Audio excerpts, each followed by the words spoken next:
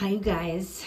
I was doing a little warm up and I just thought, oh, don't do this for the students, just do it for yourself because it's so fun and whatever. And then I just thought, oh, this is just too good not to share. So I went and found my phone, and now I'm back and I'm going to show you what I'm doing.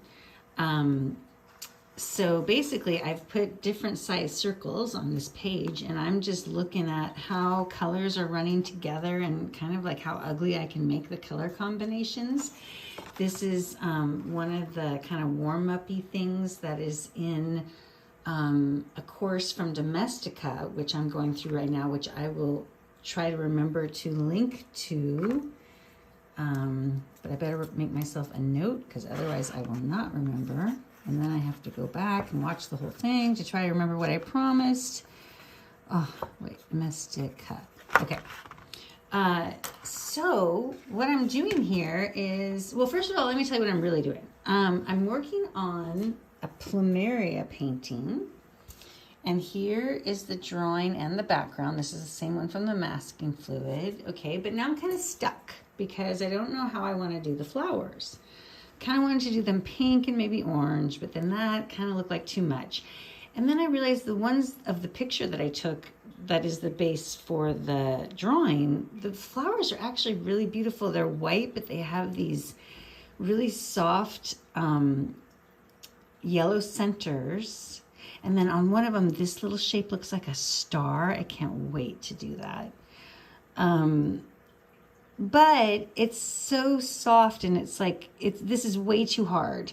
So anyway, I practiced one on this sketch paper that I was doing doodles on, and I don't like how the paint happened there, so I'm going to try it a different way. And maybe we'll show you that.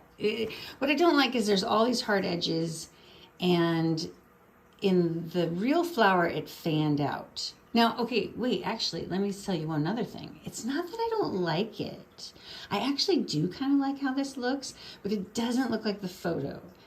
And so I'm not sure, the yellow was much more fanned out and faded in the photograph, but I like that. And I also kind of like this. I think it looks kind of funky. But then I also have to think about, is that style of painting gonna go with what this looseness that I have going on in the background here.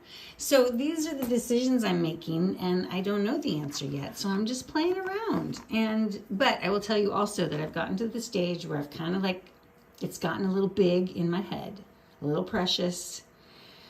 And so then when that happens, if I'm finding myself just stuck too much, then it's time to just have a little play. Okay, so listen, and if you're somebody who doesn't get jammed up in your head and you can just paint all the time and go for it, then don't worry about it. But I think for most of us, that's not how it goes. And it's always good to just have a little play. And one thing that's really great about this play is I'm going to learn a lot too, because I'm just taking these colors and I'm just seeing what happens. So I wetted this circle, as you can probably see from the glare a little bit. Oh, there's a little spot where it might not be wet.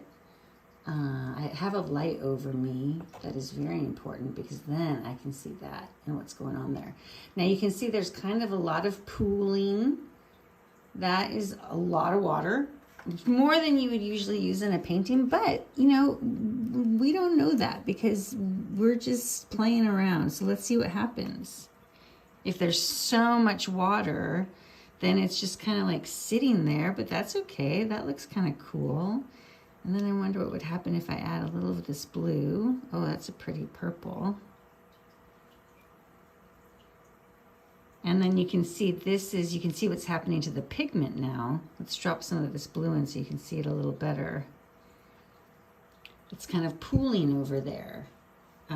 So that's fine. That's good information. Do I want to do anything more to that guy? I don't think so. But one of the reasons he's so wet is because I want to be able to bop back and forth between them. So let me now do this one. Made it really wet there. Let's come in with the color like that. Yeah, that's nice. And then maybe we'll add a little of this Prussian blue. to see what happens. And maybe we'll add a little of that Prussian blue over there too. Ooh, Prussian blue. So excited tonight. Okay, and then before they dry, let's do one more. And then I have this big pile of water right here. So let me kind of squeeze off. You can't see it, but I have a little sponge here. I can squeeze this off a little bit, and I can actually suck this up. And maybe I'll drop that over there. And then maybe I'll add a little yellow just to see what happens. Oh, maybe I'll add some yellow down here too, because these are still wet.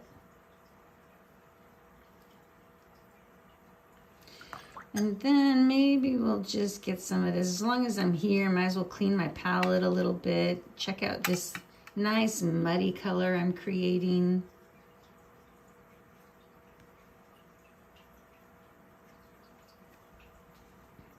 The rest of those are already dry, so I can't play around with them anymore. But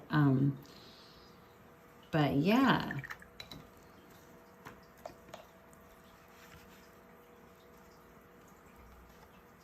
Yeah. And then, I don't know, this one, I really like this one actually. I might draw something on that.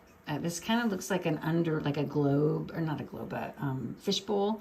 And like I could kind of see maybe like a little fish and some coral or something. I bet something on ink on top of that would be kind of cool.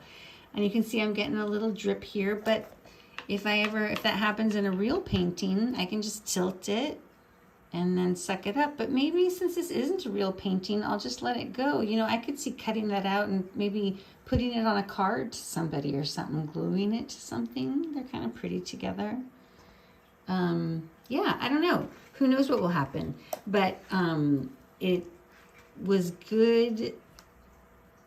Well, it was just fun. And it actually looks like I had fun. So that's great. What a good use of time.